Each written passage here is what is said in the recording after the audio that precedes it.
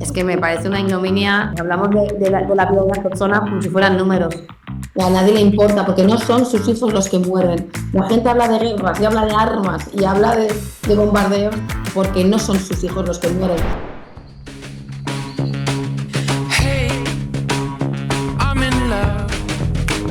The world is in a crazy, hazy hue. My heart is beating like a jungle drum.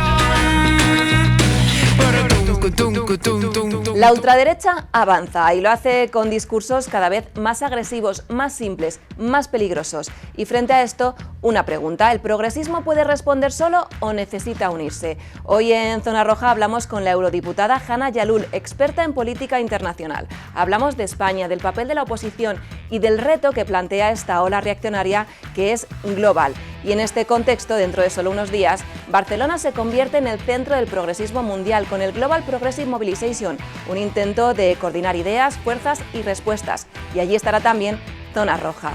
Gracias por acompañarnos en esta Zona Roja que se emite a través de YouTube. Empezamos.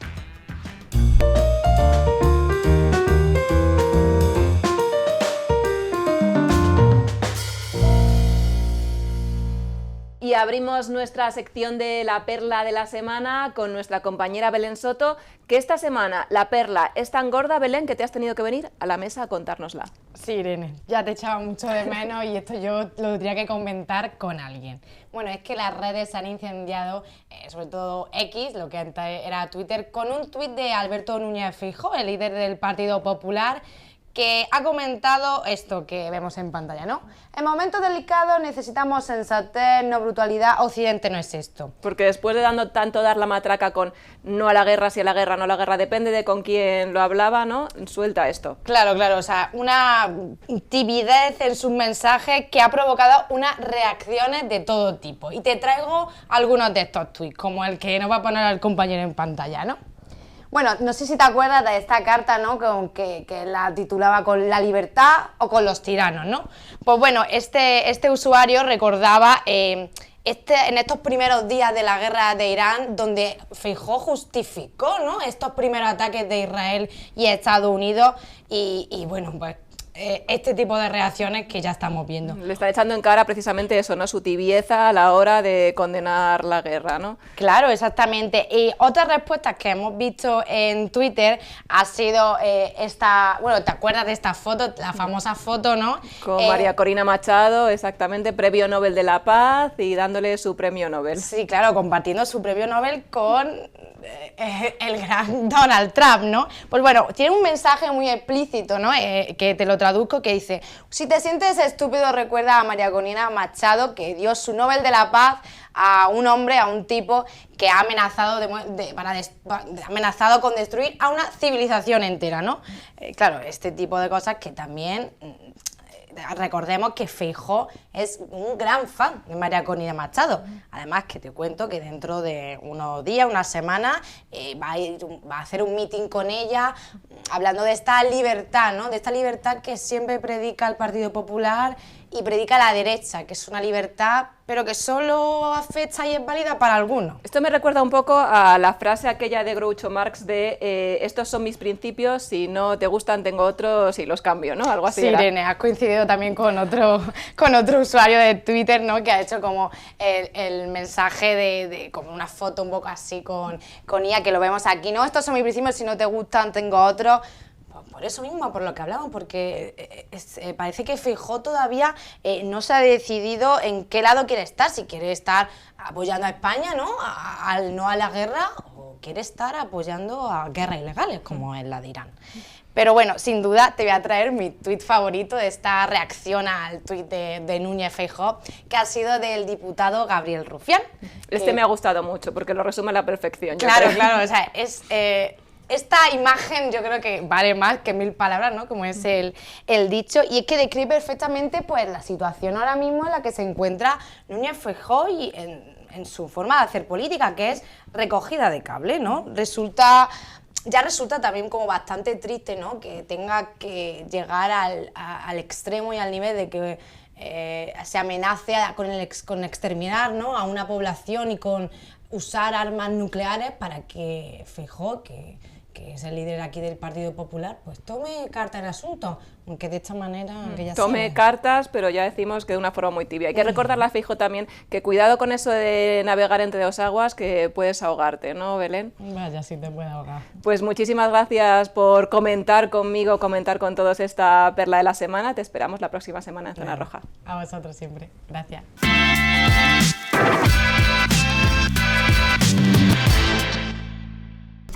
Es que de verdad, o sea, parece que algunos líderes solamente quieren hablar de guerras. No, sí, totalmente. Después de lo que está pasando en Gaza, en Ucrania, en Irán, a mí me tranquiliza muchísimo saber que países como España defienden la diplomacia y el derecho internacional. Sé que al final la política también va de evitar guerras y no de buscarlas. Sí, mamá, tranquila. Ya sé lo de los incendios. Y lo de las inundaciones también. Es que todos los años pasa algo nuevo. Por eso es tan importante tomarse en serio el cambio climático y apostar por las energías limpias. Esto no va de ideología, va de proteger nuestro futuro. Tía, ¿has visto la que se ha liado otra vez en Twitter? Parece que algunos solamente usan las redes para soltar propaganda y para soltar mediaverdades. Y mientras tanto, los niños creciendo con las redes llenas de fake news. A mí la verdad, que las decisiones de algunos países de regular las redes sociales a los menores de edad me parecen una buena medida. Es que es sentido común.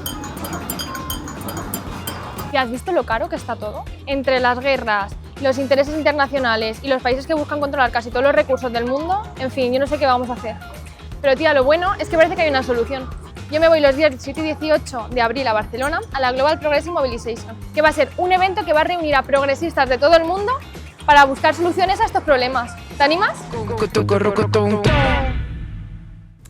Y abrimos ahora esta mesa de Zona Roja de una forma un poco especial, porque como veis, físicamente estoy sola en esta mesa, pero nos acompaña desde Bruselas la eurodiputada Hanna Yalul. Hanna, muchísimas gracias por acompañarnos.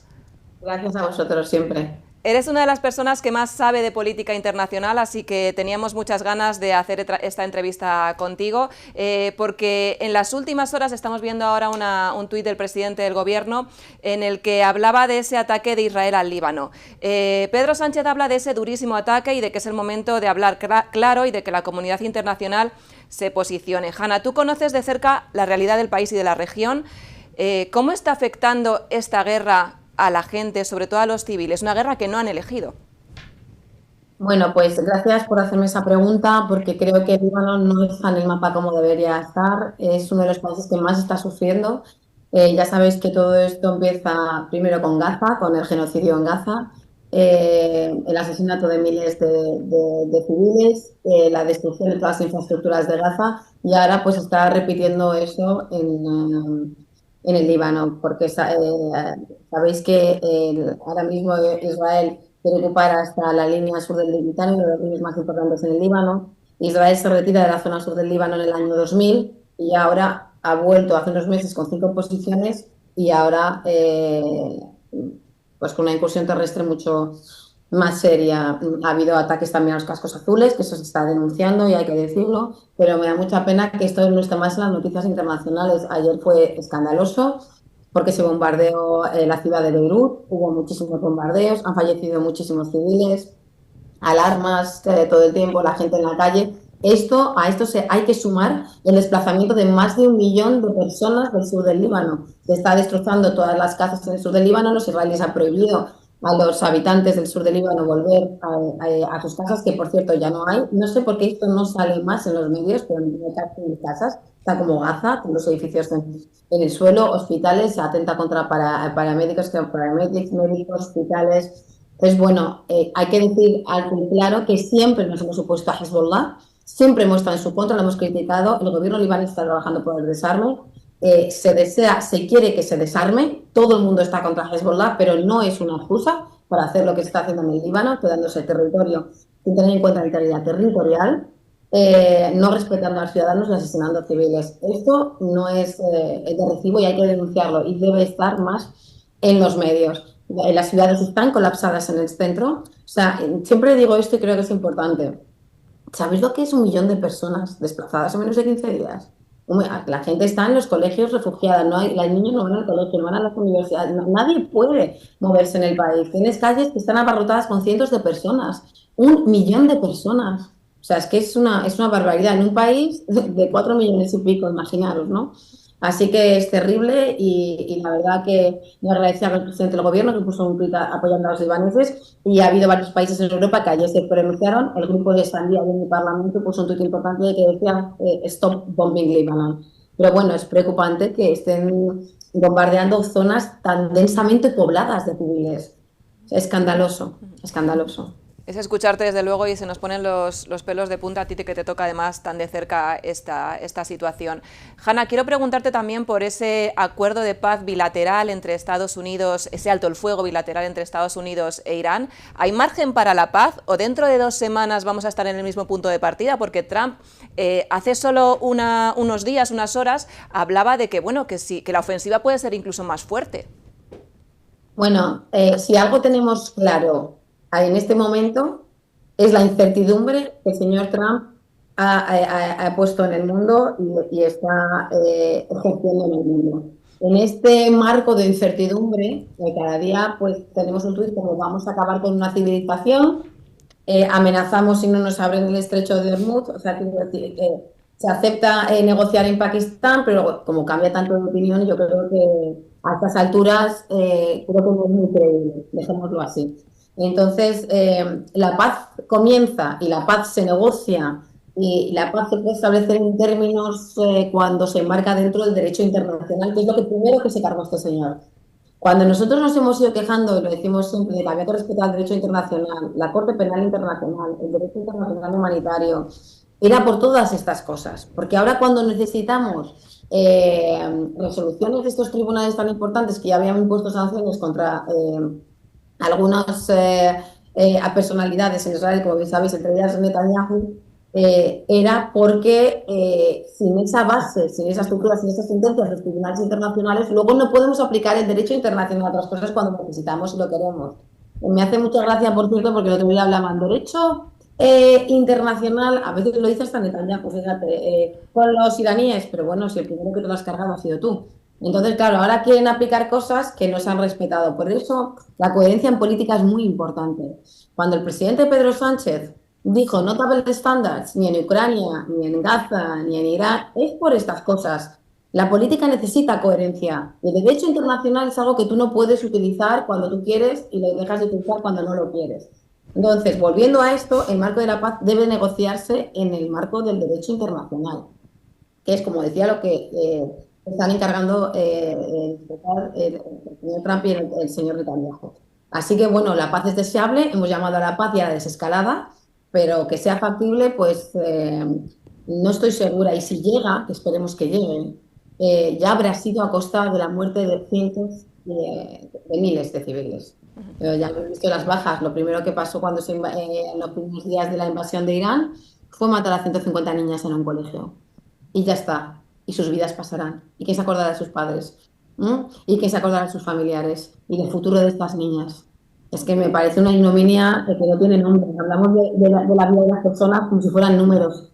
Y a nadie le importa, porque no son sus hijos los que mueren. La gente habla de guerras y habla de armas y habla de bombardeos porque no son sus hijos los que mueren. Quiero recordar aquí que el hijo de Netanyahu, no sé si vive en Miami, en California, ¿no? Vive en Estados Unidos, eso sí. A él no le mandan a pelear al campo de batalla. Ese chico no va. Si tanto cree en la guerra y tanto cree que hay que ejercerla, ¿por qué no manda a su hijo el primero? Porque los hijos de otros israelíes sí que están muriendo en el campo de batalla. Desde luego, Hanna. Y desde luego la posición del Gobierno y del PSOE, del que tú eres eurodiputada, siempre ha sido clara. No a la guerra y sea la guerra que sea. Pero quiero preguntarte por la posición del Partido Popular, porque en España es cambiante, depende del día, depende de la hora, es un no a la guerra, un sí a la guerra, un tibio, un no sabemos. Y en Europa, en el Parlamento Europeo, ¿cuál es la posición del Partido Popular?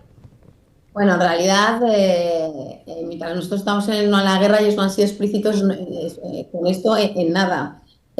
Porque mira, lo que les pasa es que no son valientes. No son valientes, que la valentía yo creo que es una de las más claras características que tiene, ¿no?, nuestro presidente del gobierno. Pero eso se extrapola a muchos ámbitos, no solo con la guerra. Resulta que apoyaban mucho a María Corina Machado, pero cuando Trump no la avala, ¿no?, para hacer la alternativa en Venezuela, no dicen nada. se meten con el gobierno de España, que somos los que hemos traído a Edmundo González a España, que hemos dado la nacionalidad a Leopoldo López, se sacó de la cárcel a Leopoldo López, también por la gestión del presidente Zapatero y tantas cosas, y resulta que siempre se meten con nosotros con todo lo que hacemos, y cuando a la señora María Corina Machado no la voy a no dicen nada. Ellos en eso se callan. O sea, ellos son así, son hipócritas por naturaleza. Y esto lo mismo con la guerra. Entonces, cuando hablamos de la guerra, no dicen nada porque es el y aquí no les importa que mueran civiles, los derechos humanos. El otro día, por ejemplo, la señora Cayetana trajo al Congreso de Madrid a una persona iraní que se quejaba porque no apoyábamos la guerra. A mí me encantan los dobles estándares que tienen. O sea, y cuando mueren civiles, ¿qué hacemos?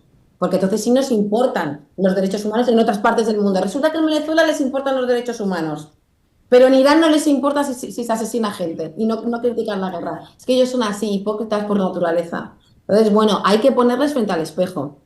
Y tienen tantas contradicciones que también hay que decirlo. Porque en un sitio sí, porque en otro no, porque deben haber estándares, porque sí habláis de Ucrania, pero no habláis de Gaza, por ejemplo, donde se asesinan miles de civiles, o del Líbano, o ahora de Irán, porque queremos también repetir siempre, hemos criticado siempre al gobierno iraní, hemos apoyado a los civiles, los derechos humanos, y trabajamos en el Parlamento, en nuestro grupo político, para poner a la Guardia Revolucionaria en la lista terrorista de la Unión Europea. O sea, para nosotros lecciones ninguna. Pero mientras hacemos eso contra el gobierno iraní, tampoco queremos que muera gente y apoyamos cualquier intervención militar unilateral y decimos no a la guerra. Porque la vida es lo más importante. Parece, eso sí, Hanna, que los discursos más ultras, sobre todo, por ejemplo, en las redes sociales, está tomando sobre todo como mucha fuerza, ¿no? Los discursos más ultras. ¿Cómo podemos revertir esto? O si es que el progresismo, los progresistas, podemos revertirlo. Bueno, yo creo que eso habría que analizarlo en distintas dimensiones, ¿no? De quién viene, por ejemplo, o cómo viene, o tal. Es una opinión personal. Por ejemplo, hablamos de discursos más radicales en partidos políticos, pongamos Vox. Vox creo que tiene muy poca legitimidad para hablar de nada cuando tiene todos los escándalos de corrupción que tiene que estar por el partido denunciando a la dirección del partido.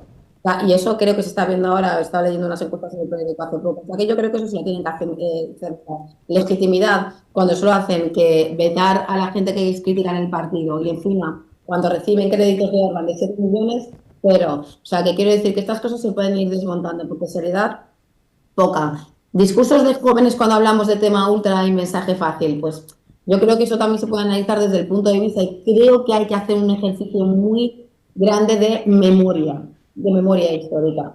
Nosotros sabes que hemos trabajado mucho en nuestro país por recordar a la gente quién era Franco, la gente que murió durante la dictadura franquista, porque sabes que hasta el último día se estuvo asesinando gente, los campos de concentración, hay que hablar de eso.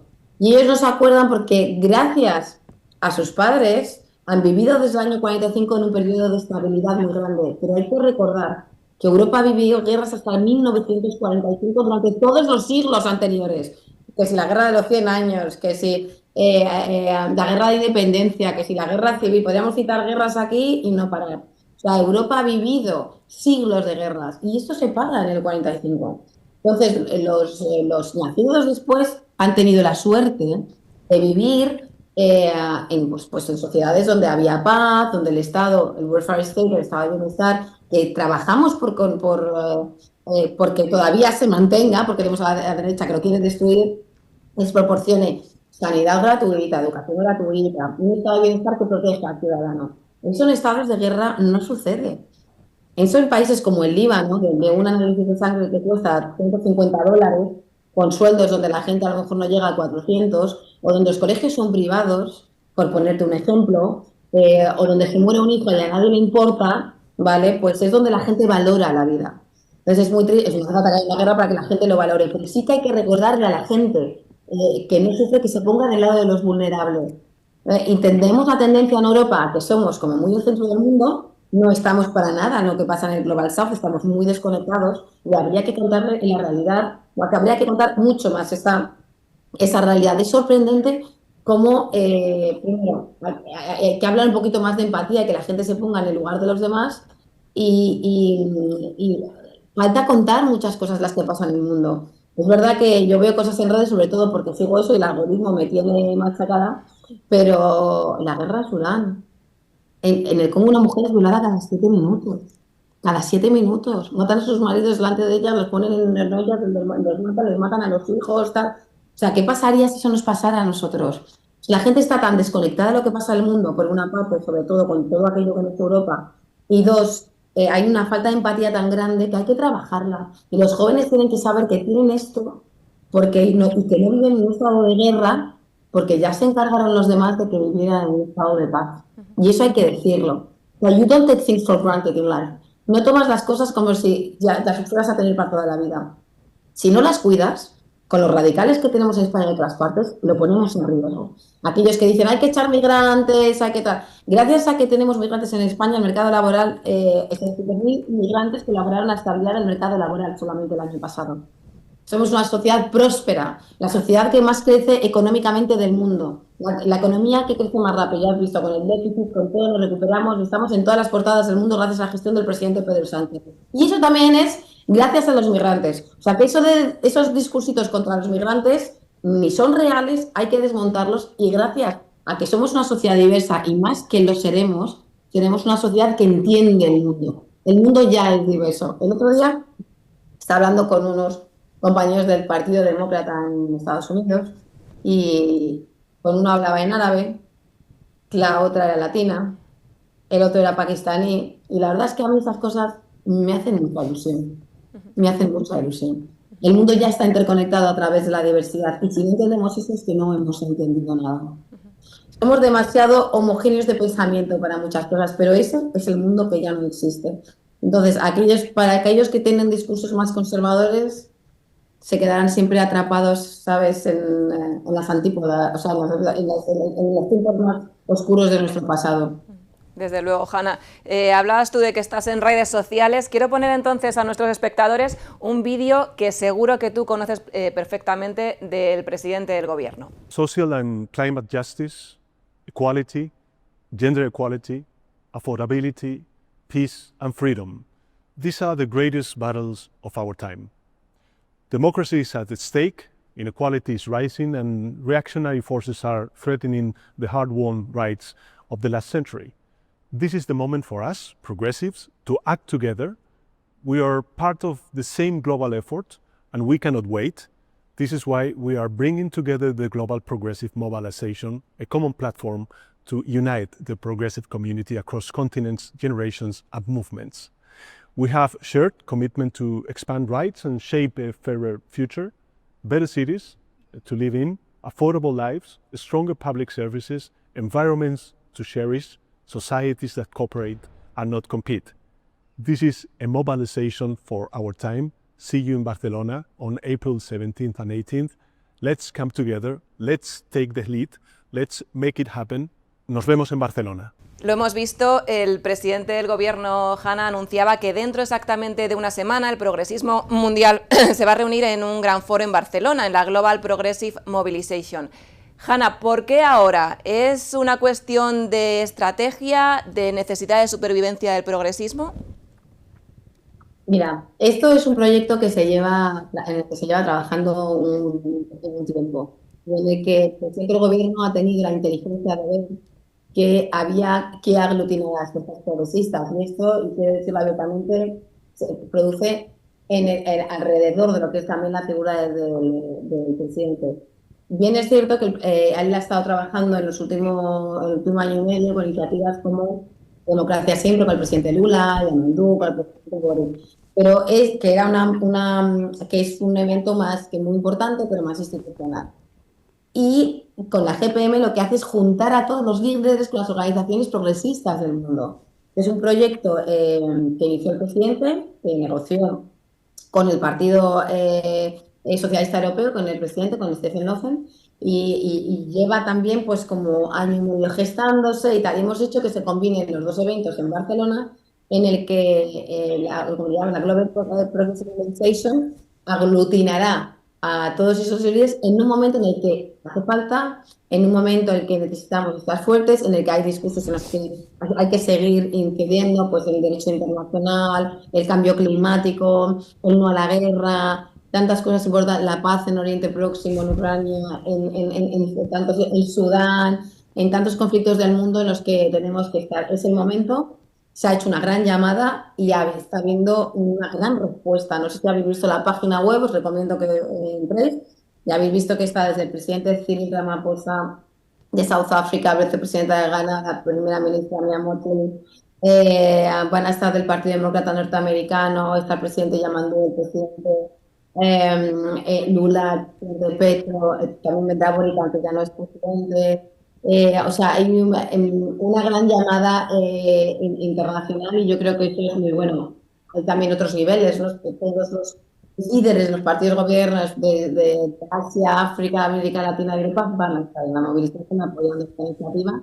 Y para nosotros es una forma de decirle al mundo, aquí estamos y creemos que hay más ideas sobre el mundo que creemos que debe ser y las vamos a pelear. Así que creo que es muy importante esto. Hanna, tú me hablabas de algunos nombres de líderes políticos, pero ¿está solo abierto a líderes políticos o está abierto a la ciudadanía esa movilización? También vamos a tener una gran influencia. Nosotros lo llamamos mobilization porque queremos movilizar. ¿No?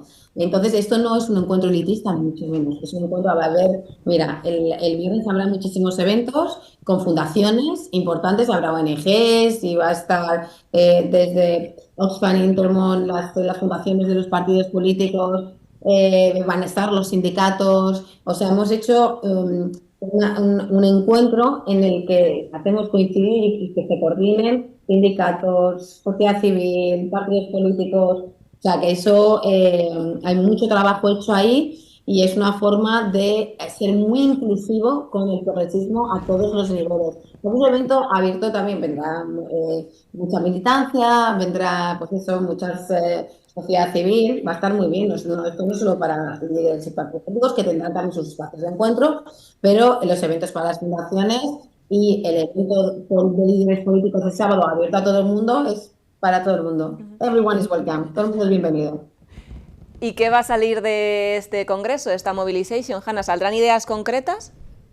Saldrán ideas concretas que se van a ir trabajando también con o sea, de manera muy concreta a todos los niveles de las fundaciones, con mensajes políticos. Vamos a tener además intelectuales de Zuckman, Pato, también están en la web, o sea que también hemos combinado, ¿no? con muchos intelectuales además de políticos, escritores, artistas, músicos. O sea, va a haber mucho movimiento, mucha movilización y habrá mensajes muy claros.